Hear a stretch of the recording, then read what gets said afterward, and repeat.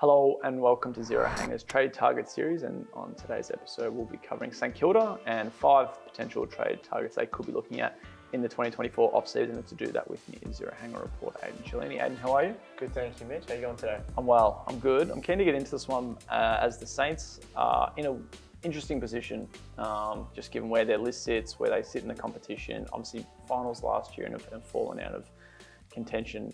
In 2024, Ross has been able to pull a few strings since he's gotten to the club, and from a list perspective, they probably overperformed last year. I'd be happy to say that, and Saints fans I think will be pretty rapt with how they went in 2023. This year, not so much, but maybe below expectations. So kind of a fascinating past 12 months to say the least for the Saints. Their list, there's a lot of good young talent, not too much old talent that's really that they're too reliant on, but I think there's certainly going to be some spaces up for grabs in Ross Lyon's side over the next coming years, to say the least.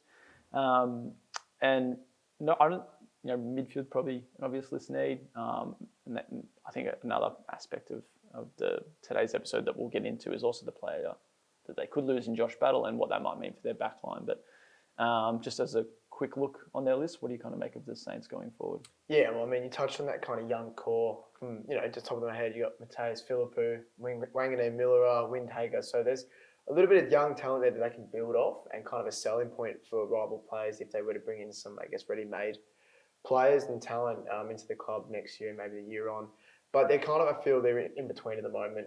As you said, they probably did overperform in 2023, but given their list, there's not a lot of A+ or A-star talent on their list at the club. So they're kind of hovering at the moment, and this year kind of proved maybe where they actually are at, and probably what they do need to look at going forward to next year and beyond.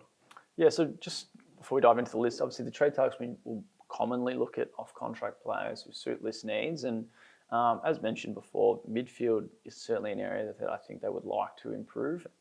They might have the personnel already for that new age midfield group, once they move on from a Steele, Crouch, Ross kind of contingent. You mentioned Windhager, you mentioned Philippou, who are 2 midfielders for the future. Wangane Millera would be a nice addition to kind of complement those two.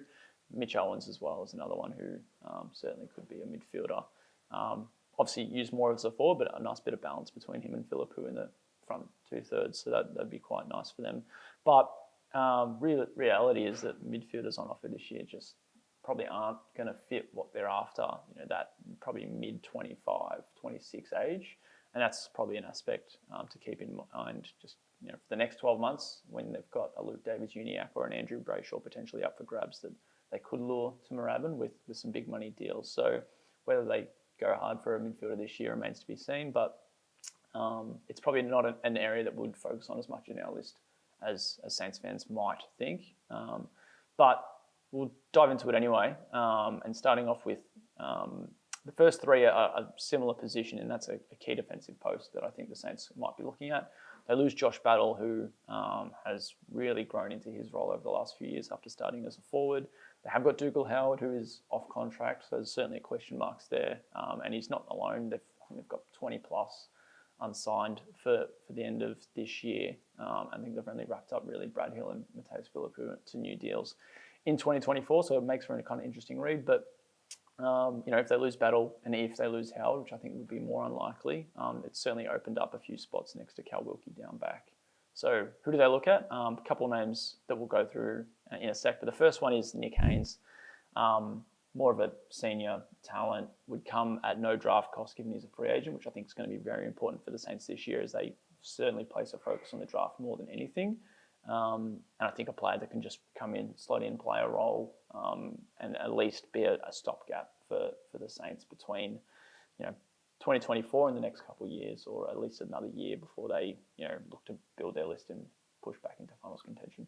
Yeah, as you said it, it looks like Battle is probably going to leave to go to the Hawks, so they definitely need someone to come in and fill that role immediately. They've tried Zane Corley down there. Looks like he's kind of in and out of the side. Dougal Howard as well, battled with a bit of injuries as well, and given the fact that he had a contract that might be up for grabs for a rival club to look at. Obviously, we're not suggesting that there's rumours, but you just never know with these types of things. So a player like Nick Haynes, he's playing VFL more often than not. The Giants clearly, behind the likes of Sam Taylor, Jack Buckley, even Harry Himmelberg and Lee Kalir. So there's definitely a place for a rival club to come and see if they can get him. As you said, it probably costs nothing to get to a rival club, which is kind of enticing for a team like the Saints who, as we have mentioned, Battle's likely to leave. So just to fill that role in 2025, he is only 32, so he might have a few more good years in him. But, it does remain to be seen. He's probably a less likely option. But like I said, similar with the midfield market, there are a lot of key defenders off contract, but none that are really a standout and none that are on Josh Battle's level, I would say. But Haynes has been around the traps for a long time, more of a good mentor addition than anything. Like they've got, some young players that they're using as key defenders. Like Isaac Kilda has been thrown back. Anthony Caminiti is another one to keep in mind, but they're both obviously unknown quantities. So it's going to be a kind of interesting one to see what their defensive structure might look like in the next couple of seasons. Obviously, Cal Wilkie leading down there. It's always going to be pretty rock solid, though, to say the least, also with Ross Lyon at the helm.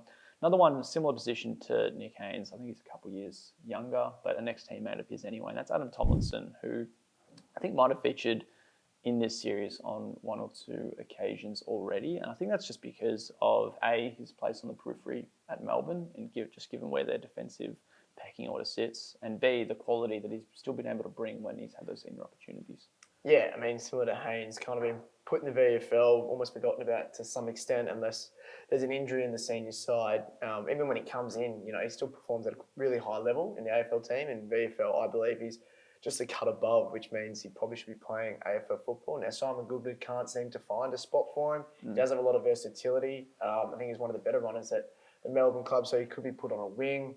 Even trialled up forward given his size, but just looking at a defensive option for the Saints, as again going back to that Josh Battle exit, Tomlinson will come in and fill a role and help bridge the gap. As you mentioned, there's some young defenders that they're trialling, and given his age, 30, he's not going to play for maybe 4 or 5 years, so maybe a couple of years just to help bridge the gap from the young guys until maybe where they're contending, where they see the likes of their midfield kind of grow into more mature ages, and also the team as well.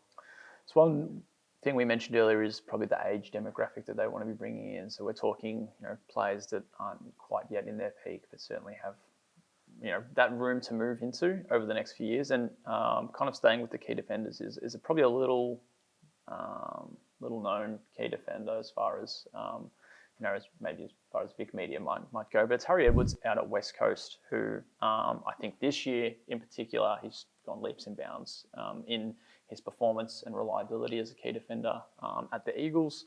Obviously, mostly a third string tall backman, just given they've got Jeremy McGovern and Tom Barrass there, and having those two in mind certainly adds a little bit to what his future might hold, because A, he's off contract, but Barrass as well has been tied to potential moves elsewhere, and Jeremy McGovern's well into the twilight of his career. So I would like to think that the Eagles see Edwards as a really key player for the future.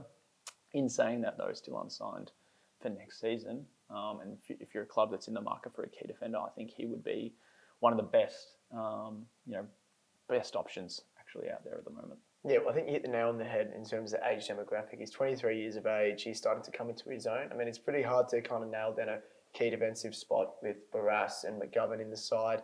It obviously probably does depend if Barrass leaves the Eagles, whether or not, the Eagles do re-sign Harry Edwards. But in terms of, just looking at players who are off contract who are potentially available to rival clubs, you think age 23, the Saints are kind of trying to get everyone toward that, just beginning their careers and starting to really grow into their own age demographic. That's kind of someone that they could bring in or look to bringing in, again, to fill some voids and some holes in their defence that they clearly need to help fill. We'll step away from key defenders for our last two names, and one that has been linked to the Saints not only this year, but it was so last year. And I don't think the rumours and speculation tying the two parties together was really brought with much optimism from Saints fans. But Dylan Shiel is a name that we'll have on our list as a, if you're after a midfielder who can just offer a bit more to the current group. We're talking about a 31-year-old here, though, but I think what he's been able to show in his at senior level this year, and his return has been great, but you have to keep in mind that he was returning from a pretty lengthy foot injury. Injury history is pretty well documented over the last few years.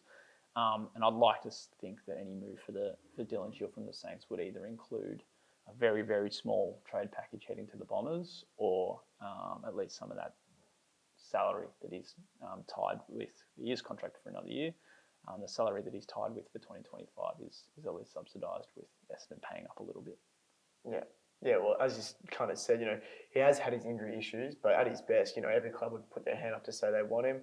On the wrong side of 30 at the moment, which begs the question, does it fit St Kilda's age demographic? It does add something different to the Brad Crouchers and the Seb Rosses. So if it is kind of bringing in that more experienced head to help develop the younger players, as those that we mentioned, that the Philippus and the Windhagers, that could be an option. But you'd like to think if the Saints were heavily linked to Shiel, we're keen to bring him across to Moorabbin, it wouldn't cost them too much. You'd think that, again, someone that probably with his injury history and at his age, although still performing quite at a high level, once being back in the Essendon side, you would hope that it wouldn't cost them too much to bring him across if that ends up being the case. Yeah. Last one on the list, Peter Ladhams at Sydney, who I think we've mentioned maybe once or twice as well in this series, a bit like Tomlinson, is another one contracted. And I think when we have mentioned him, it's while, yes, he has a deal for 2025 in New South Wales, certainly should be a player that might consider his options elsewhere, just given what the arrival of Brodie Grundy's done so far this season, and his place kind of in the pecking order under John Longmire. And the Swans have some emerging rucks as well. So it's not like if Grundy goes out that they're kind of really opened up in the ruck department. Lachlan McAndrew's coming along. They used a first-round pick last year on Will Green.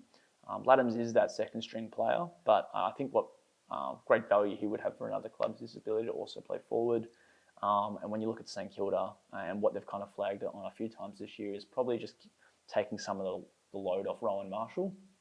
I'd like to think that Ladhams could be that complementing player who spends more time forward and can pitch hit in the ruck and kind of alleviate Rowan Marshall, who can also rest forward and who can be pretty damaging, obviously, as a forward target. Yeah, well, they use veteran ruckman Tom Campbell at times to assist with Marshall going and up forward in the ruck. And to an extent, I believe it worked. I think Marshall kind of poses as obviously, kind of start-up ruckman, but when he goes forward, he's just as dangerous as, maybe not Max King, but he's got that forward ability, that craft where he leaps for the ball, he takes the ball at the highest point, and he can turn defenders inside out. But we just clearly haven't seen enough of it because of his need in the ruck. So a player like Peter Ladhams, again, age 26, so right in that age demographic that we want for Saints, definitely fits that mould of helping out both Marshall in the ruck when he goes in there, and obviously freeing up Marshall because it just seems like he's shouldering the load a little bit too much. And unfortunately, that probably does impact his game a little bit too much as well. Yeah, I think, for someone like Ladhams, good opportunity. I think he's still got a bit to prove at senior level. But it is an interesting one. Obviously, the Saints have guys like Max Heath, Matt Allison coming through that they want to see more of, yet to debut. Allison more through injury, and I think Heath more through just a bit of patience in his development. But you'd like to think they're getting games next year. But obviously the club will have a pretty good grasp on where they see them sit in their future. And if it's a move for Ladhams that comes to be, or someone similar, then I think that gives you a good indication of where those two young guys are currently sitting. And one we mentioned earlier was Isaac Keeler, where they still see him as that forward ruck hybrid remains to be seen, as he's more often than not used as a backman for Sandringham in the VFL. That wraps up our St Kilda trade target series. Obviously, if you guys have any questions or comments, you can certainly leave them on our YouTube video. Obviously, next up, we'll have the Swans and 5 trade targets that they might consider at the end of the year. And obviously, you can check out all the latest news, views, and opinions on zerohanger.com.